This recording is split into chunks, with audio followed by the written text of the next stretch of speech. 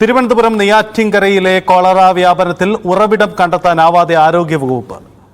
2 പേർക്ക് കൂടി കോളറ സ്ഥിരീകരിച്ചപ്പോൾ 8 പേരെ കൂടി രോഗലക്ഷണങ്ങളോടെ ആശുപത്രിയിൽ പ്രവേശിപ്പിച്ചു. MG മിഥുൻ നമുക്കൊപ്പം ചേരുന്നു. മിഥുൻ, നേരത്തെ തന്നെ പറഞ്ഞതാണ്, സൂചിപ്പിക്കപ്പെട്ടതുമാണ്, ഈ കോളറ രോഗവ്യാപനം ഉണ്ടാകുമ്പോൾ കേരളത്തിൽ നിന്ന് ഒരു കാലത്ത് ഒഴിവാക്കപ്പെട്ടിരുന്ന ഇത്തരം സാംക്രമിക രോഗങ്ങൾ തിരികെ എത്തുമ്പോൾ അതിൻ്റെ സോഴ്സ് എന്താണ്, ഉറവിടം എന്ത് എന്ന ചോദ്യം.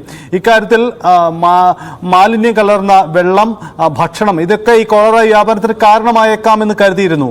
പക്ഷേ എന്തുകൊണ്ടാണ് അതിൻ്റെ സോഴ്സ്, അതിൻ്റെ രോഗവ്യാപന സാധ്യത, അതിൻ്റെ ഉറവിടം കണ്ടെത്താൻ വൈകുന്നത്? ആരോഗ്യവകുപ്പ് ഇക്കാര്യത്തിൽ നൽകുന്ന വിശദീകരണം എന്താണ് മിഥുൻ?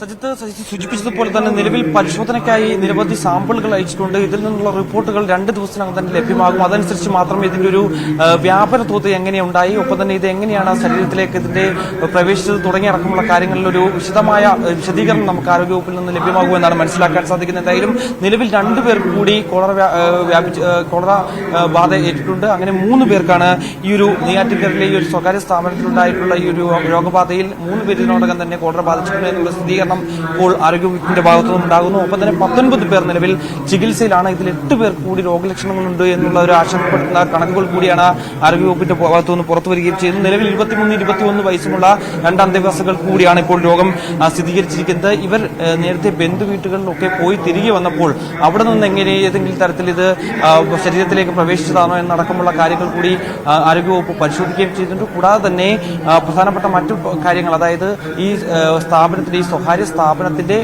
തൊട്ട് ബാക്കിലൂടെ ഒഴുകിപ്പോകുന്ന ഈ വെള്ളം ഒഴുകുന്ന ഒരു ചാലുണ്ട്. അവിടെയൊക്കെ മീൻ ചത്തുമുങ്ങി കിടക്കുന്നത് കഴിഞ്ഞ ദിവസങ്ങളിൽ റിപ്പോർട്ട് ചെയ്തിട്ടുണ്ടായിരുന്നു. അതടക്കം പരിശോധനയ്ക്കായി അയച്ചിട്ടുണ്ട്. അവിടെ നിന്നാണോ, ഈ മലിനജലത്തിൽ നിന്നാണോ ഈ ഒരു രോഗവ്യാപനം ഉണ്ടായത്, അതോ 10 ദിവസം മുമ്പ് ഒരു സ്വകാര്യ വ്യക്തി ഈ ഒരു സ്ഥാപനത്തിൽ ഭക്ഷണം വിതരണം ചെയ്തിരുന്നു, ഈ ഭക്ഷണത്തിൽ നിന്നാണോ കോളറ വ്യാപനം ഉണ്ടായത് എന്നടക്കമുള്ള പ്രധാനപ്പെട്ട കാര്യങ്ങൾ ആരോഗ്യവകുപ്പ് എന്തായാലും പരിശോധനയ്ക്ക് അയക്കുകയും ചെയ്തിട്ടുണ്ട്. ഇതിന്റെ റിപ്പോർട്ട് നിലവിൽ 2 ദിവസത്തിനകം ലഭ്യമാകുമെന്നാണ് ആരോഗ്യവകുപ്പ് വ്യക്തമാക്കുന്നത്. ഈ ഒരു ജലസാമ്പിളുകൾ അയച്ചതിന്റെ ഒക്കെ റിപ്പോർട്ട് ലഭ്യമായതിനു ശേഷം മാത്രമേ ഇത് സംബന്ധിച്ചുള്ള ഒരു വ്യക്തതയിലേക്ക് എന്തായാലും ആരോഗ്യവകുപ്പിന് എത്താൻ സാധിക്കൂ എന്നുള്ളതാണ്. എന്തായാലും ഈ ഒരു വ്യാപനം ഉണ്ടായി ഇത്രയും മണിക്കൂറുകളായിട്ട് ശേഷവും നിലവിൽ ഇതിന്റെ ഉറവിടം കണ്ടെത്താനായിട്ടില്ല. ഇത് എവിടെ നിന്നാണ് ബാധിച്ചതെന്നടക്കമുള്ള കാര്യത്തിലേക്ക് ഒരു സ്ഥിരീകരണത്തിലേക്ക് എത്താൻ ഇതുവരെയും എന്തായാലും ആരോഗ്യവകുപ്പിന് കഴിയുന്നില്ല എന്നുള്ളത് തന്നെയാണ് ഏറ്റവും ശ്രദ്ധേയമായിട്ടുള്ള കാര്യം. മറ്റൊരു പ്രധാനപ്പെട്ട കാര്യം, നിലവിൽ ഈ രോഗബാധ ഏറ്റവരെല്ലാവർക്കും തന്നെ ആരോഗ്യനില അത് മോശമായിട്ടില്ല. അവർ എല്ലാവരുടെയും ആരോഗ്യനില മെച്ചപ്പെടുന്നു എന്നുള്ളത് ഒരു ആശ്വാസകരമായിട്ടുള്ള വാർത്ത കൂടിയാണ്.